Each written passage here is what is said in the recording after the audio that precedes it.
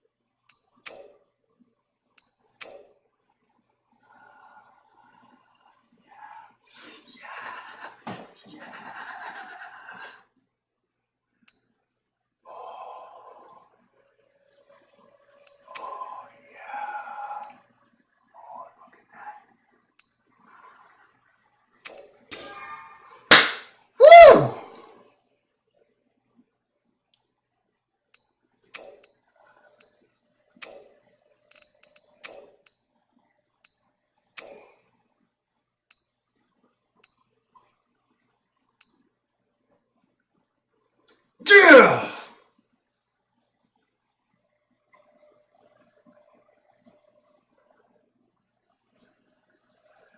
All right, I'm sweating bullets right now. I'm so stoked. That whole last section, I love Bell Labs. That is my favorite map. I usually fly that flat out, and the whole time I was just telling myself, relax, relax, relax, slow down. You don't even need good times. You just need to not crash.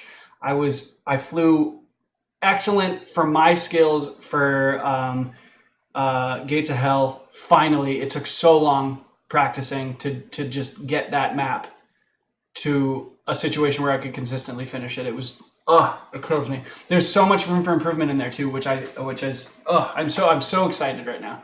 I'm really happy that I finally was able to edge out my old score and not crash. I was so frustrated getting warmed up for this, and now I have this beautiful score. I'm so happy. Now I can just go focus on really practicing the maps over and over, making sure that I get my turns clean. There's a couple spots like in Miami I need to deal with. I had to really slow down because I know there's sections I potentially could crash on. So there's sections I can definitely speed up. I'm feeling really good about that. I want to go review my flying, but I'm not going to do it right now. All right. Thanks for watching.